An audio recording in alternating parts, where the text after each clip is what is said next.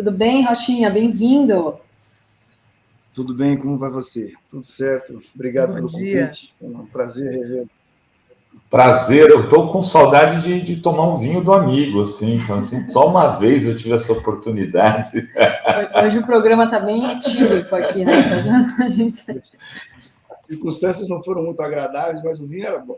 O vinho era bom, Rochinha. Aliás, dia 30, a gente vai fazer a festa da Fórum. Aí ponho de novo aí para divulgar, Adri, em Brasília.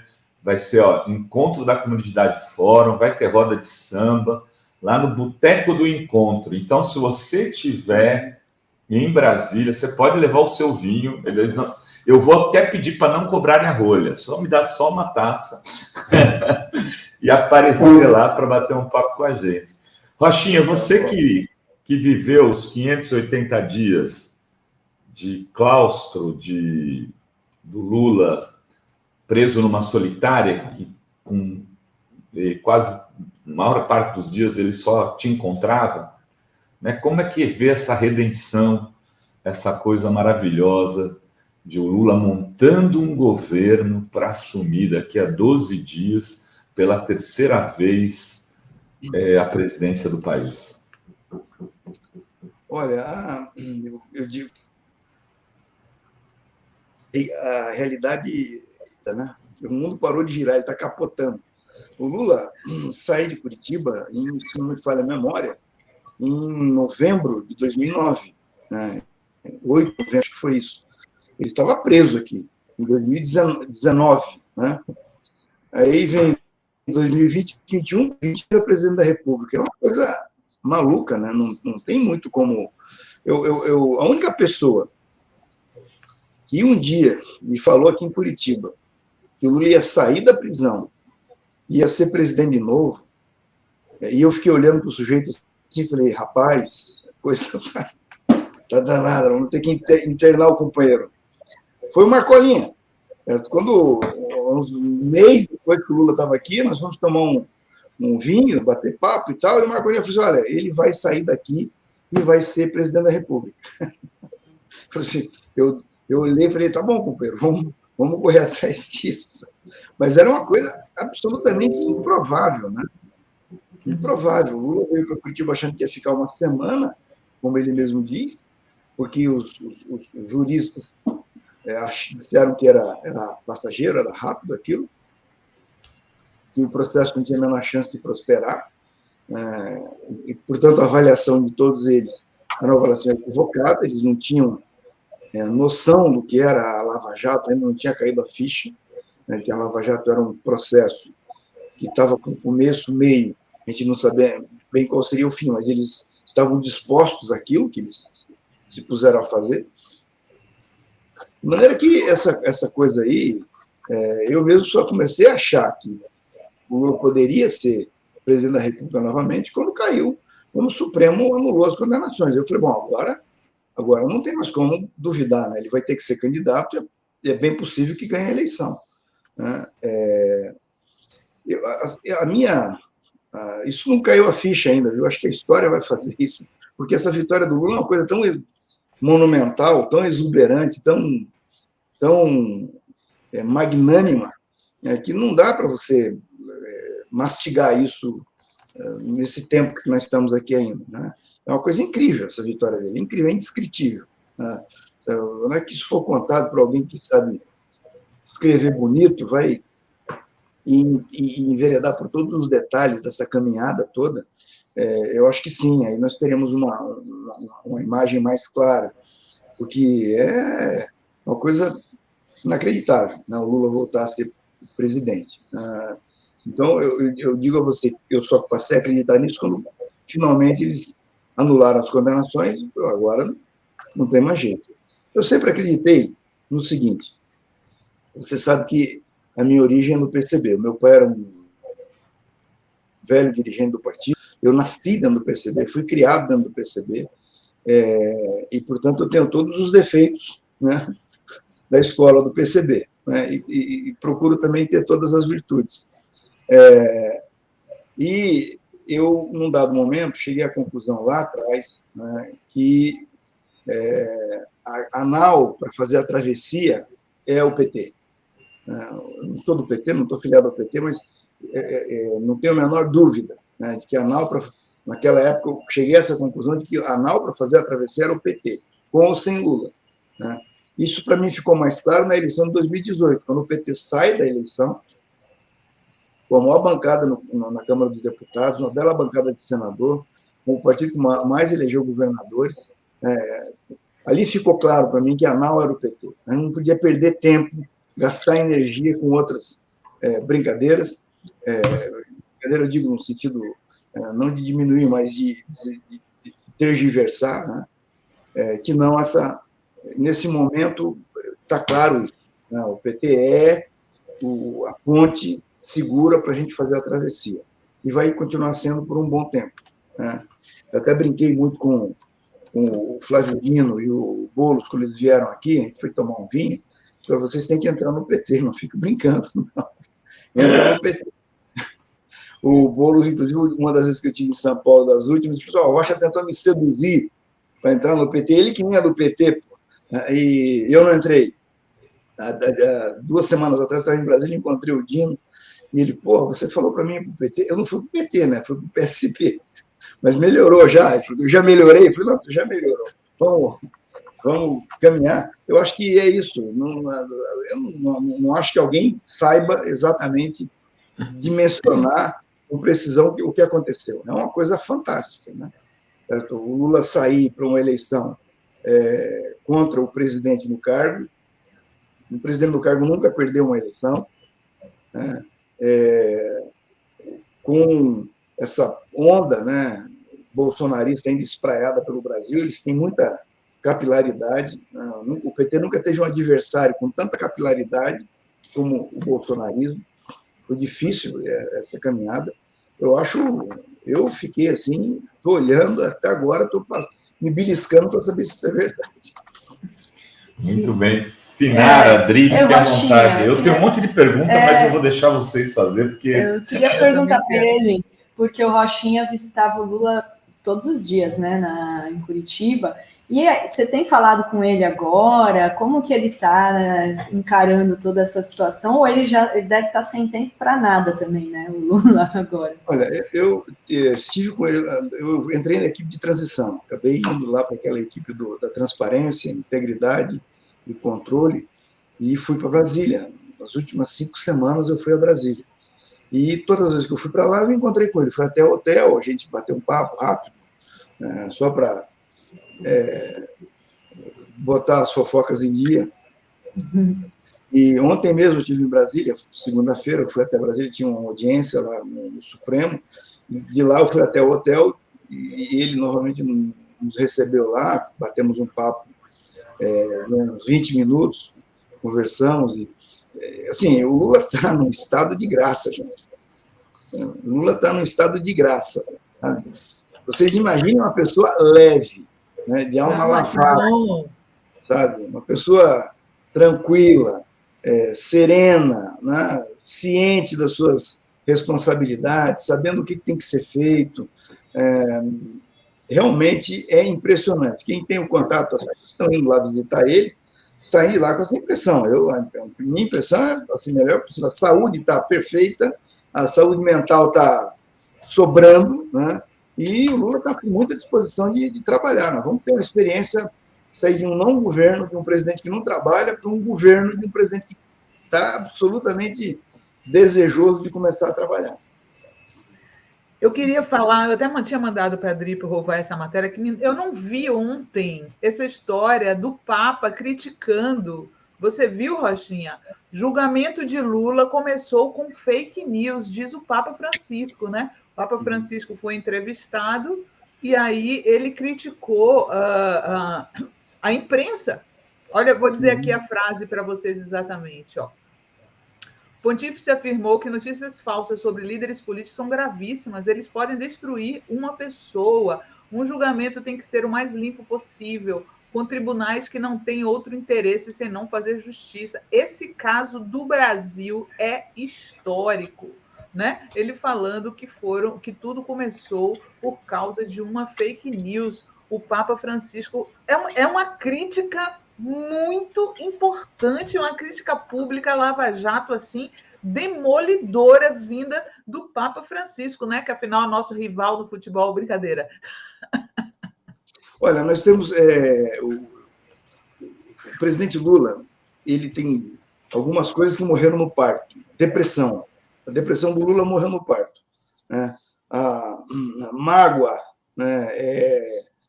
Desejo de vingança, essas coisas ele não tem, né? Ele é destituído disso. Mas eu creio que nós precisamos começar a exigir de pelo menos 2 setores da sociedade, 2 não, 3, uma autocrítica. A primeira é da mídia, da imprensa. Tá? Foi publicado um livro sobre o lawfare, em homenagem à nossa queridíssima Carol Prona, e eles me pediram para escrever um artigo, eu escrevi. Uma das coisas que eu coloquei no artigo foi justamente o papel da imprensa. Eu não tenho a menor dúvida que a Lava Jato não existiria na dimensão em que ela existiu se não fosse o pacto dela com a Globo. Tá? E o momento mais escandaloso, mais pornográfico desse pacto foi justamente quando o Lula esteve preso aqui. Vocês noticiaram todas as visitas que vieram a Curitiba, não só visitar o Lula, mas denunciar que o Lula era o objeto de uma perseguição política. Né? A relação de lideranças internacionais, eu peguei nesse artigo e coloco lá. Todos 2 prêmios Nobel da Paz vieram a Curitiba, né? Noam Chomsky veio a Curitiba, um ex-presidente argentino, né? O atual presidente argentino, certo? O atual prefeito de Roma, o Roberto Galtieri, veio a Curitiba visitar o Lula. E nada disso, nada saiu na grande imprensa, na grande mídia. Certo? E não sei o porquê. Não porque eles perderam, não viram que o cara veio aqui e tal. Gente que jamais pisaria em Curitiba. Né? Não publicaram porque havia um pacto, certo? Uma cumplicidade. Né? E ali, naquele momento, ela se dava para o esquecimento. O Lula tinha que ser esquecido. Portanto, se o Noam Chomsky vem a Curitiba visitar o Lula, maior intelectual americano desses 2 séculos, né? Você não noticia, porque se você noticiar, você vai falar no Lula. Né? O Hermann Schultz, que foi uma das visitas, Martin Schultz, que foi uma das visitas que mais me marcou, né? Ele tinha acabado de disputar a chancelaria alemã com a Merkel e perdeu. Ele era o secretário-geral do Partido Socialista Alemão. Ele esteve em Curitiba, nada saiu na imprensa. E essa impactou a mim, porque na conversa dele com o presidente Lula, ele entra na cela do presidente Lula, senta na mesa que tinha lá, e o presidente Lula começa a falar, e ele fala assim: presidente, só um minuto, por gentileza, eu queria dizer ao senhor que nós demoramos para vir aqui, ele chegou aqui, acho que com 8 meses depois que o Lula, 7, 8 meses depois que o Lula estava preso. Nós demoramos para vir até aqui, nós, o Partido Socialista Alemão, SPD, porque a acusação que tem contra o senhor é uma acusação de corrupção. E isso, para nós, na Alemanha, é uma coisa muito séria. E nós tivemos que, de fato, pegar os seus processos, entregar para os nossos advogados, eles estudarem os seus processos, para daí a gente tirar uma posição em relação à posição do partido em relação ao senhor. Certo? Eu estou aqui para lhe dizer o seguinte: se isso que está acontecendo aqui com o senhor fosse na Alemanha, o senhor estaria solto e o juiz estaria preso. Porque é completamente absurdo. Então, essa declaração do Papa é um consenso, mesmo em setores conservadores na Europa. Eu viajei para a Europa com o Lula, fui para a França, Suíça e Alemanha, e vi lá, né, as visitas, as conversas dele com todo mundo. Até os setores mais conservadores têm noção de que o que aconteceu no Brasil foi um projeto, né, que nós não sabemos exatamente, porque não está claro ainda, eu acho que a história vai acabar desvendando isso, quem é que está por trás desse projeto da Lava Jato, onde isso começa, por que começa, quais são as razões efetivas, certo? Desse projeto da Lava Jato. E eles têm noção disso, né? E que as razões da Lava Jato são inconfessáveis. Eu acho que isso, com o presidente Lula, uma presidência da República, vai acabar vindo à tona. Né? Agora, como eu disse a você, ele não tem desejo de retaliação nenhuma. Agora, a imprensa tem contas a prestar. A imprensa tem contas a prestar. A conivência dela, sobretudo a Rede Globo, a conivência dela com um processo podre, como foi o da Lava Jato, sabe, ela tem que, uma hora, dizer, olha, nós fizemos, nós erramos. Né? Espero que não demore tanto tempo, como foi no caso do golpe de 64. Então, a primeira coisa, essa imprensa, ela tem uma dívida a reparar, né, com o presidente Lula. E por uma razão simples, porque naquele momento, né, o presidente Lula eu falei do PT aqui, mas o presidente Lula era a única chance que nós tínhamos de derrotar ou impedir que o fascismo avançasse no Brasil. Né, e ele já estava bem pronunciado em 2018. Eu me lembro que participei de uma live com o Cacai, e uma das coisas uma percepção que eu tinha na época era o seguinte: a questão democrática no Brasil, ela estava intimamente ligada à sorte do presidente Lula. Nós não teríamos como superar aquele momento de submissão da democracia sem resolver o problema do Lula, sem resolver o problema da prisão dele, dos processos dele, sem liberá-lo, né? Não tinha como. Deixei isso claro, eu acreditava piamente nisso. Né? Então, portanto, a imprensa tem uma conta para pagar. Eu acho que, se eu fosse fazer alguma sugestão para o nosso povo, aí, escrevam, comecem a escrever sobre o que a imprensa fez durante o período em que a Lava Jato partiu para cima do Lula. Esse é um momento relevante da nossa história. O segundo são os militares. Os militares têm contas a prestar. Ninguém vai ficar fazendo retaliação, vingança, mas eles pelo menos em alguma medida, eles expuseram na nossa democracia um risco brutal, né, com essa brincadeira que nós tivemos aí. Isso tem que ser colocado, não podemos nos constranger de dizer essas coisas. Eu acho que olha, muito bom. Até mandei fazer um corte dessa tua fala aqui, Rochinha. É que deu uma travada agora, não sei se ele teria... Eu até mandei fazer um corte aqui dessa tua fala. Os militares, eles vão ter que cair em si, certo? E, inclusive, redefinir o seu papel. Essa história do artigo 142, isso é uma coisa que nós vamos ter que discutir, talvez fazer uma nova redação para o artigo 142 para acabar com essa coisa. Sabe? Militar não tem que se meter em política, não é garantidor de nada, só da nossa, do nosso território contra um inimigo externo, e pronto, né?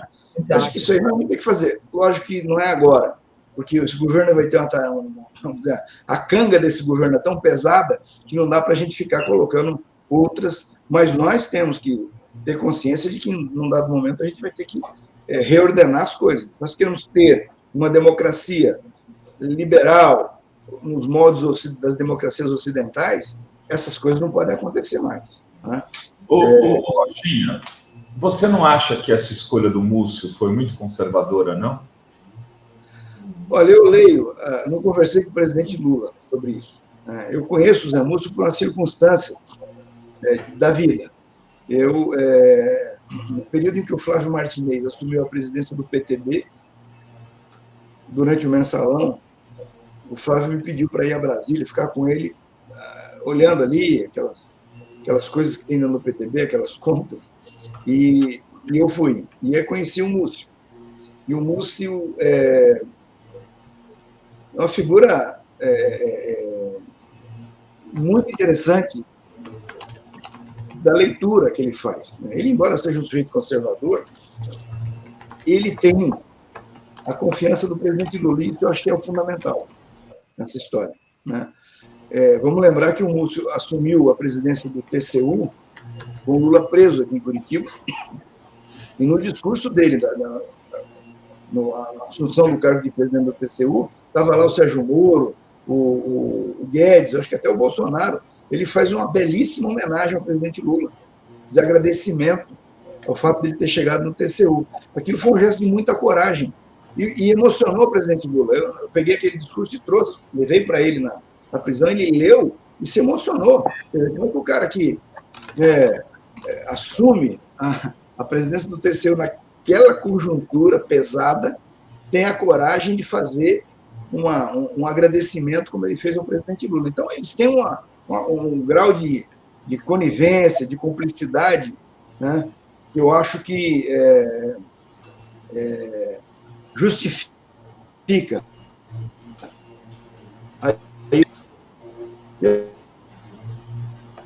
Acho que deu uma travada aqui do Rochinha, né? Para vocês também. Deu uma travada na sua conexão, Rochinha. Não sei se você está nos ouvindo, mas vamos ver se você puder sair e entrar de novo. Aí, enquanto isso, eu queria ler os superchats. Deixa eu só fazer um comentário antes. Claro. Para mim, ficou claro agora, está tudo explicado. Por que o Lula escolheu o Múcio? O Rochinha acaba de revelar, né? Eu conheço o Lula, não sou íntimo do Lula, mas conheço um pouco, desde que o Lula era dos metalúrgicos lá do ABC, fiz faculdade no ABC. Essas coisas para o Lula são muito, muito importantes. Então, e acho que em nenhum outro lugar até agora ninguém contou essa história.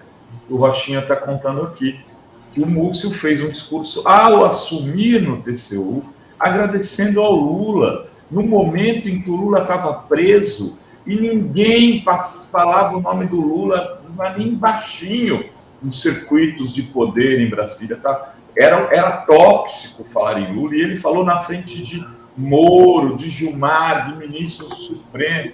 Quer dizer, para mim, essa revelação aqui do Rochinha, eu já passei para a redação, façam matéria, porque isso é muita coisa, né, cenário, Adri? Total.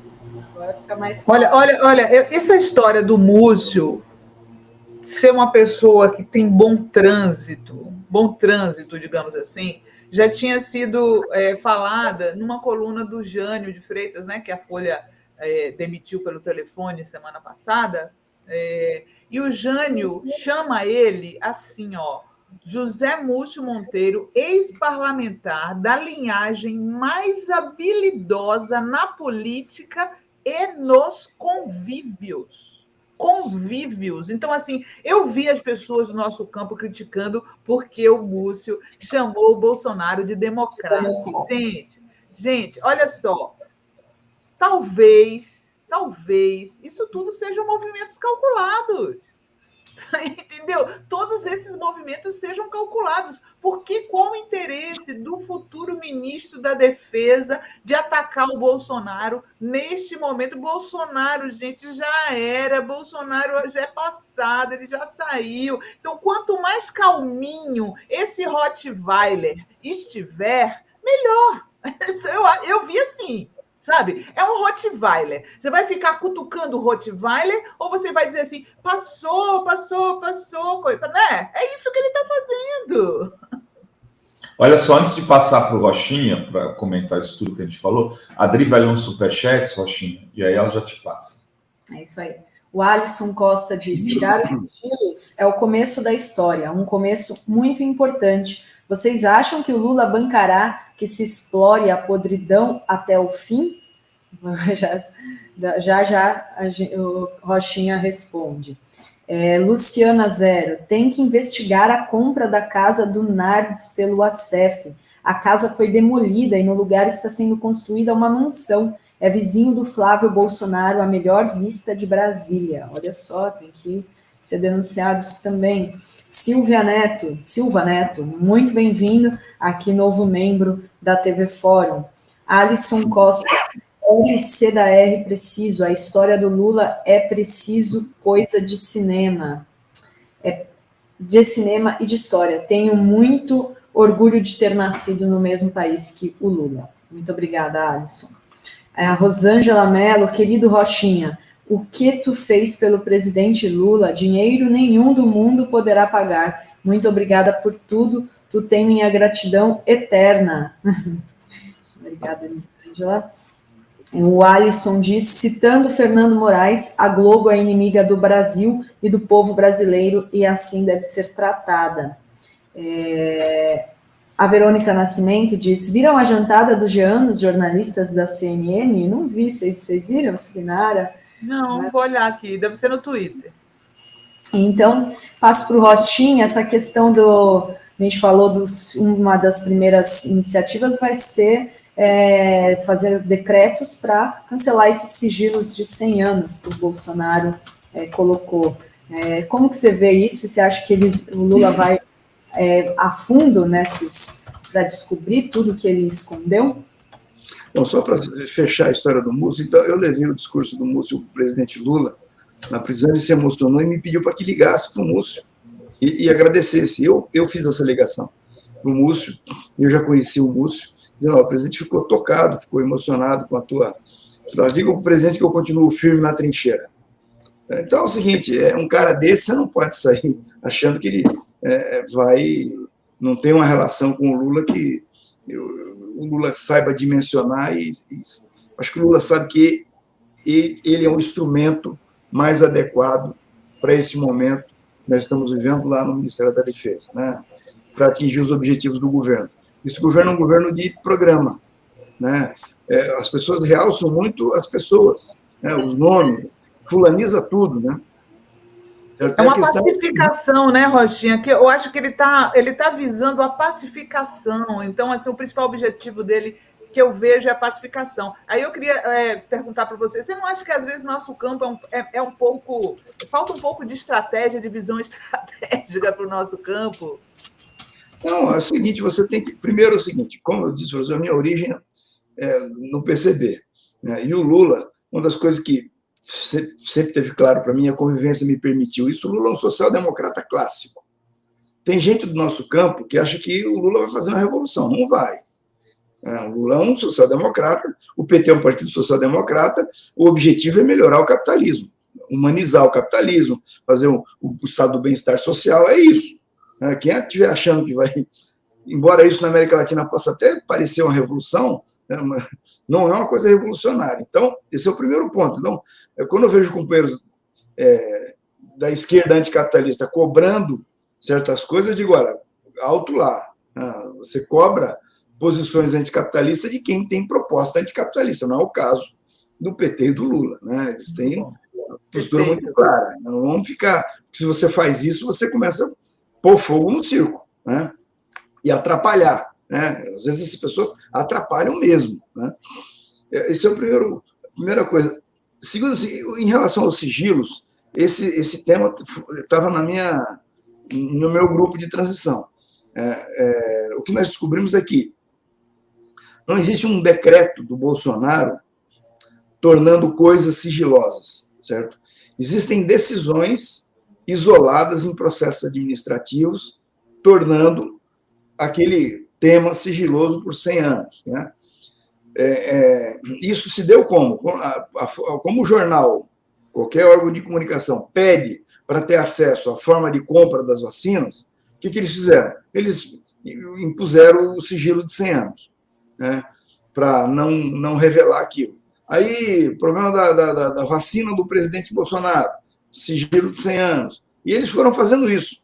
Então, não tem assim uma medida do governo Bolsonaro que tenha estendido 100 anos em larga escala, que possa ser revogado de uma vez só, certo? Isso, então, vai ser uma coisa que tem que ir garimpando, encontrando, vendo. Acho que a imprensa vai ter um papel importante nisso, na medida que começar o governo Lula. Quem pediu acesso a informações lá atrás, durante o governo Bolsonaro, vai ter que reiterar esse pedido, né? E aí o novo governo vai olhar e vai levantar o sigilo e revelar a informação.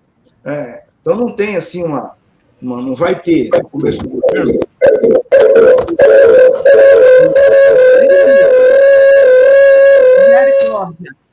O que aconteceu aí? O que aconteceu? Então é o seguinte, outra coisa é o problema da gratidão. É o seguinte, a penúltima vez que tive o presidente Lula foi na diplomação. Eu dei um abraço nele e agradeci. Ele falou, está agradecendo por quê? Eu falei, estou agradecendo porque se não fosse você, nós estaríamos muito mal, né? Então é o seguinte, nós é que temos que ter muita gratidão ao presidente Lula, por ele existir nesse momento da história do Brasil. Certo? Assim, ele não tem que me agradecer, ninguém tem que me agradecer. Eu fiz o que tinha que ser feito, qualquer um outro faria o que eu fiz. A gratidão é pelo presidente Lula ter se disposto ao sacrifício de ser preso, passar o constrangimento que passou, porque não é só um constrangimento físico, né? É um constrangimento da destruição da personalidade, né? O que aconteceu foi isso. Então, nós temos que fazer homenagem para ele todo dia, por ele ter feito essa obra maravilhosa que é de assegurar a democracia brasileira. Então, a gratidão é só nossa em relação a ele. Lula, de fato, cumpriu um papel na história do Brasil que eu acho que nenhum outro personagem cumpriu até hoje. Ô Rochinha, quando lá nos 580 dias, o momento mais duro foi a perda do neto e do irmão mesmo, teve outros momentos tão duros quanto que você acompanhou ali do Lula? Não, o episódio do irmão, primeiro, depois do neto, foram muito duros, né? Ali realmente são situações que fogem completamente do controle, né? De todos, né? Não tinha o que fazer. No caso do irmão, ele já estava esperando. Inclusive, quando teve aquela liminar do desembargador Favreto, nós chegamos no domingo de manhã lá para soltar o Lula. O Lula brinca muito com tudo, né? Dias atrás nós nos encontramos, e ele imitou o Damuso. Levantou assim, estava sentado, levantou para imitar o Damuso. O Damuso entrando duro, de peito estufado, na cela, e falou assim: presidente, arrume as suas coisas que nós vamos embora. Nós vamos levá-lo aqui. Aí ele olhou para o Damuso e falou: Damuso, quanto tempo eu vou ficar lá fora? Ele: como assim? Ô, Damuso, hoje é domingo. O juiz não trabalha domingo, deve ser uma liminar do plantão aí. Eu vou sair hoje, amanhã eles me prendem de novo. Aí brincou com o Damuso: você já combinou com o porteiro? Eu brinco. Não acreditava, Rochinha? Não. Certo, né? Ele viu uma decisão de domingo, né? Nós vamos... Domingo, o Lula é experiente, né? Oi, gente, deixa eu aproveitar vocês aqui e perguntar o que vocês acharam da soltura do Sérgio Cabral. Eu vou responder o que eu acho. Eu acho que 6 anos do Sérgio Cabral preso, né? 6 anos, não vou defender, acho que ele é um corrupto e tudo, mas eu acho que a gente precisa pensar em outras maneiras de punir corruptos. Eu vi que ele vai para cumprir prisão domiciliar em seu apartamento de cobertura com vista para o mar. Eu gostaria, como pessoa anticorrupção, que fosse totalmente diferente, que ele tivesse perdido o apartamento de cobertura com vista para o mar, mas não ter ficado preso dessa maneira por tanto tempo. Eu acho essa pena de prisão cruel e, ao mesmo tempo, ineficiente. Porque ela não pune o corrupto. O corrupto continua rico. E a grande pena para o corrupto é perder o dinheiro. Então, assim, sinceramente, achei justo o Sérgio Cabral ter saído. Por mim, ele continuaria pagando a pena, não com tornozeleira em prisão domiciliar, mas sim prestando serviços à sociedade e tendo que trabalhar para ganhar a vida. Essa é a verdadeira punição para o corrupto, certo? Agora, ele continuar rico e ter sido preso durante tanto tempo, incomunicável. Agora, Sinara, vamos fazer justiça. Parece que esse apartamento é um apartamento de 40, 50 metros. 80. Não é nada nababesco, 80 metros quadrados, mas... Eu nem... Eu digo assim, Rovai, eu não sou contra a soltura... E não é dele, tá, Sinara? Uhum. É da ex-mulher dele. Aquela que ganhou as joias? Não, eu nem sei qual que é, que eu vi a notícia, a ex-mulher do Cabral, tá? Enfim, eu acho que tiraram muito dinheiro dele, eu não sei se sobrou, mas no caso, não sei se Rochinha tem essa dimensão. Tem 400 metros quadrados, Rovai. Não é isso. 80, eu vi que é 80 metros quadrados. Eu acho o seguinte, o direito, gente, o direito é forma. Direito é forma. Vou repetir, direito é forma. Quando você retira a forma do direito, você permite qualquer coisa, né? Então, você tem a regra, a lei, e você tem que se sujeitar a ela, certo? Uma prisão preventiva de 6 anos, francamente, é um negócio completamente absurdo. Não interessa se é o Sérgio Cabral, se é o Pedro, João, Paulo, não pode. Né? A Lava Jato usou desse expediente abusivamente. Né? E isso é antidemocrático, isso não se afeiçoa ao Estado de Direito, é uma violação de garantia individual. Se a justiça demora para julgar o sujeito, você tem que ir atrás dos caras que demoraram para julgar. Por que não vão atrás para saber quais foram as razões que levaram o juiz a demorar tanto tempo para julgar um réu que está aí, todo mundo dizendo que ele é confesso, corrupto confesso? Bom, se o sujeito é corrupto confesso, qual é o problema de julgar ele rápido? Se é confesso, não precisa nem ouvir testemunha. Então, o que me parece é o seguinte, é que é sedutor, né, você ficar encontrando fórmulas mágicas para resolver problemas legais. Né? Não pode ter prisão preventiva alongada. Não tem isso. A lei proíbe, a jurisprudência proíbe, não pode. Né? Então, o que o judiciário fez? Não, por que não julgaram o Cabral até agora? Não sei, não interessa. Não pode. Solta o sujeito, manda para casa. É isso. É muito simples. Não tem muita... o que ficar, não, mas o Sérgio Cabral não, porque ele é corrupto. Mas não funciona assim, né? O direito não é casuístico, né? Ele se aplica aos casos, mas ele é uma régua para todos. Então, eu acho que... Mas já tinha que ter julgado, né? Nesse caso, já tinha que ter julgado, né, Rochinha? Lógico. O que explica uma pessoa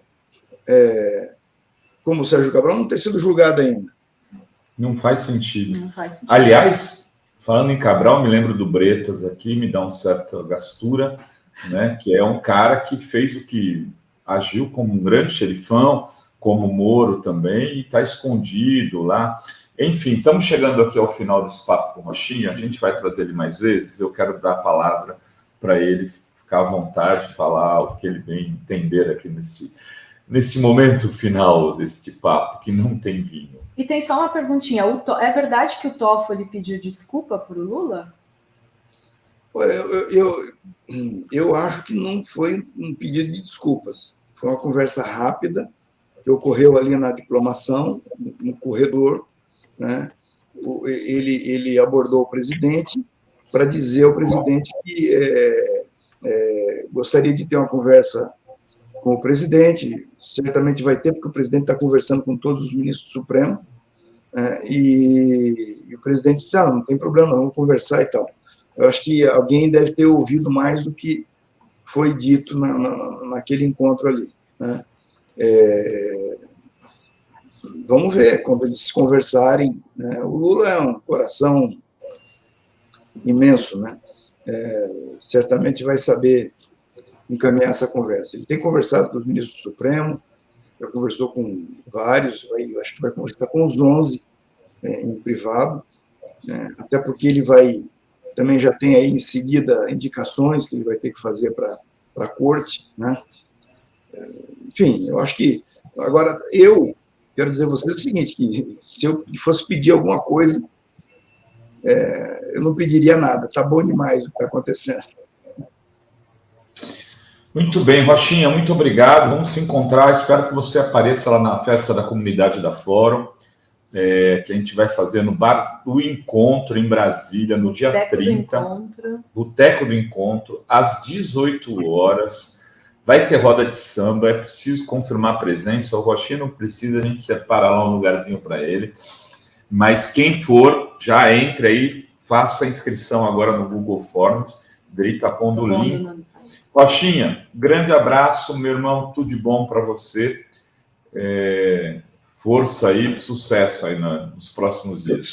Obrigada pelo apoio que você deu ao Lula. Obrigada, Rochinha. Abração. Valeu.